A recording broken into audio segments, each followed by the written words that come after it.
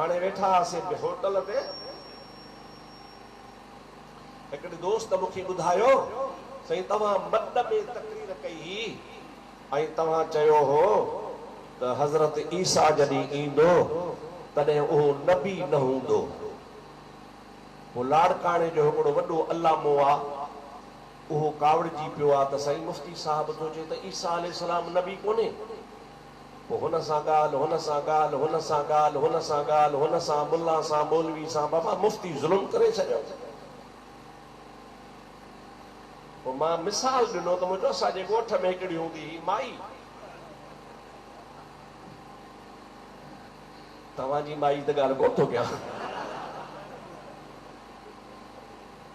उहा माई सॻोरी हुनजी ॻाल्हि हुते, हुनजी ॻाल्हि हुते, हुनजी ॻाल्हि हुते, हुनजी ॻाल्हि हुते, मज़ो ई न अचेसि, सॼो ॾिहाड़ो हुतां जी ॻाल्हि हुते हुतां।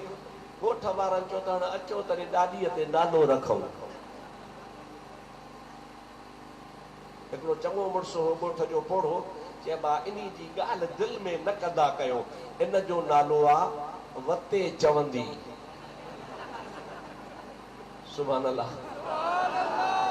छा नालो अथसि माई? वते चवंदी। जॾहिं मरी वई त ॻोठ में ऐलान कयो, हज़रात हिकु ज़रूरी ऐलान ॿुधंदा, वते चवंदी मरी वई अथव।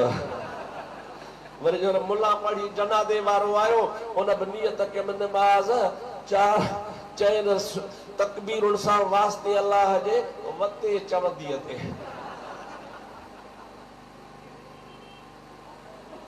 मां चयो साईं डरती कान्हे, सम्झ जो फेर आहे, इन जो नालो अथव वते चवंदी। पियो चवे जेकॾहिं एॾो वॾो आलिम आहे त मूंसां जी ॻाल्हाए।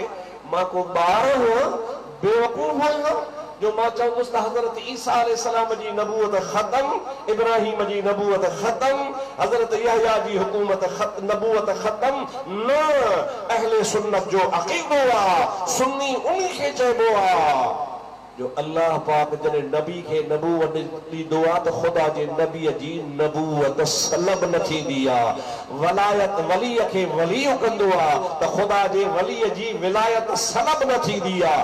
नबी भली ज़माने में हुजे त बि नबी आहे, जे क़बर में हुजे त बि नबी आहे, क़यामत में उथंदो त बि नबी हूंदो।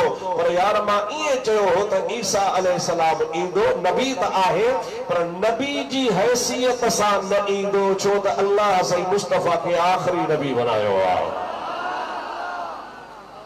जेकॾहिं हज़रत ईसा अलैहिस्सलाम नबी त आहे, नबी अचे थो भली अचे असांजो नबी, पर पंहिंजी नबूअत हलाईंदो न।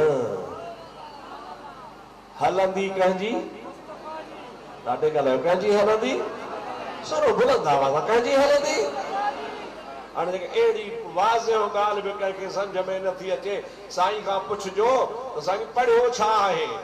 बुखारी पढ़ी थी, मुस्लिम पढ़ी थी, तिरमिज़ी पढ़ी थी, शरह ॿिया तामिल पढ़ियो थी, साईं तो कुदूरी पढ़ी आहे, तो साईं कहिड़ो किताब अरबी जो पढ़ियो आहे, तफ़सीरनि में छा पढ़ियो आहे? ये तर्जुमा पढ़ी हुतों जो हुते, हुतों जो हुते, को कादियानी जो तर्जुमो, को शीए जो तर्जुमो, को वहाबी जो तर्जुमो, को देवबंदी जो तर्जुमो, को कहिड़े आलिम जो, कहिड़े जाहिल जो, ईअं तर्जुमा पढ़ी अल्लामो थियो आहे। पढ़ियो त रुगो ठेठू ठेउटे टिंडड़ा, ॿियो त तोखे अचे कोन थो। अहले सुन्नत जो सॾाए वरी अहले सुन्नत जे आलिमनि खे बदनाम करण जी सोना वते चवंदी कोशिश न कर। असांजो अॼु बि ईमान आहे त 1.25 लख नबी जिथे बि आहिनि पंहिंजी जॻह ते नबी आहिनि।